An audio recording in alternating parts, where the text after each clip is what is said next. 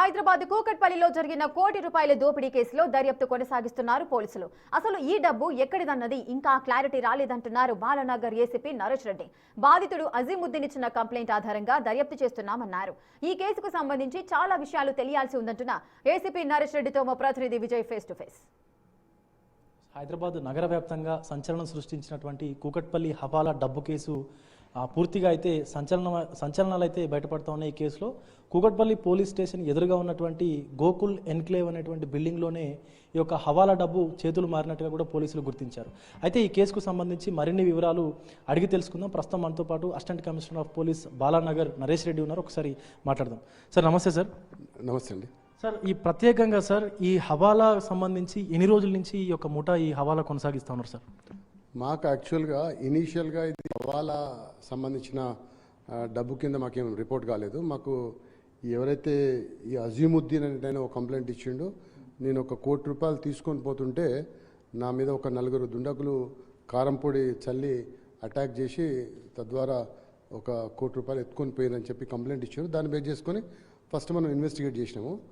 దాంట్లో ఇన్వెస్టిగేషన్లో భాగంగా మాకు అన్ని technical evidence, human intelligence, CCTV cameras, అదేవిధంగా వెహికల్ నెంబర్సు అన్నిటి ద్వారా మా కూకట్పల్లి ఇన్స్పెక్టర్ ఆధ్వర్యంలో ఈ కేసు కొంత డిటెక్ట్ అయింది. ఇనీషియల్గా ఒక 3 మెంబర్స్ను అరెస్ట్ చేయడం జరిగింది. అందులో ఎవరైతే ఈ మోటార్ సైకిల్ మీద ఇతను ప్రయాణిస్తున్నాడో కుస్రుద్దీను, అతను ఇన్ఫర్మేషన్ ఇవ్వడం వల్లనే ఈ మిగతా గ్యాంగ్ అంతా దీనికి వచ్చి వీళ్ళ మీద ప్లాన్ ప్రకారంగా అటాక్ చేసి ఈ అఫెన్స్ చేయడం జరిగిందని చెప్పి తెలిసింది. ఆ తర్వాత మనకు తెలిసింది ఏంటంటే ఈ కుస్రుద్దీను ఈ అజీముద్దీన్ ఇద్దరు కూడా ఈ శ్రద్ధ ఎంటర్ప్రైజెస్ సంబంధించిన ఏసీ షాప్ ఉంటుంది, వాళ్ళ దగ్గర వీళ్ళు వర్కర్స్గా పనిచేస్తున్నారు. అతని డైరెక్షన్స్ మీద వీళ్ళు కుక్కట్పల్లిలో ఈ గోకుల్ ఎన్క్లేవ్ దగ్గర మీరు ఒక పిల్లర్ నెంబర్ 826 దగ్గర రూమ్ నెంబర్ 106 206 అడ్రస్ ఇచ్చి అక్కడ మీరు ఒక ₹10 నోట్ వాళ్ళకి ఇస్తే వాళ్ళకు $1 crore క్యాష్ ఇస్తారు. ఆ క్యాష్ తీసుకొని నువ్వు ఇంకొకటి పిల్లర్ నెంబర్ 848 దగ్గర ఇబ్రాహిం అంటేనకు మీరు హ్యాండ్ ఓవర్ చేయమని చెప్పి వాళ్ళు చెప్పడం జరిగింది. అసలు ఎన్ని రోజులుగా ఇదంతా జరుగుతూ ఉంది సార్? ఇటు శ్రీధా ఎంటర్ప్రైజెస్ ఓనర్ని ఏమన్నా అదుపులోకి తీసుకున్నారా మీరు? ఇప్పటివరకు ఇంకా ఆ కోణం నుంచి మేము దర్యాప్తు స్టార్ట్ చేయలేదు. నిన్నంతా కూడా రాబరీ కేసు, డకైటీ కేసు సంబంధించిన చూసినాము. ఈ రోజు నుండి అది చేస్తున్నాము. ఆల్రెడీ ఈ ట్రాన్సాక్షన్ సంబంధించి ఈ ₹1 కోటి సంబంధించి ఈరోజు ఇన్కమ్ ట్యాక్స్ డిపార్ట్మెంట్ వారికి మేము లెటర్ రాయడం జరిగింది. అదేవిధంగా ఈ శ్రీధా ఎంటర్ప్రైజెస్కి సంబంధించి తర్వాత ఈ గోకుల్ సొల్యూషన్స్ ఉన్నాయి కదా, ఈటెక్స్ సొల్యూషన్ సంబంధించి కూడా టోటల్గా వాళ్ళ ఎండీస్ ఎవరు, దానికి డైరెక్టర్స్ ఎవరు, వాళ్ళ బ్యాంక్ ట్రాన్సాక్షన్స్ ఏమున్నాయి, ఇంకా వాళ్ళు ఇలాంటి ఇంతకుముందు ఎప్పుడైనా చేశారా, అవన్నీ కూడా తెలుసుకుంటాము. తర్వాత వీళ్ళని కూడా కస్టడీలో తీసుకుంటాం.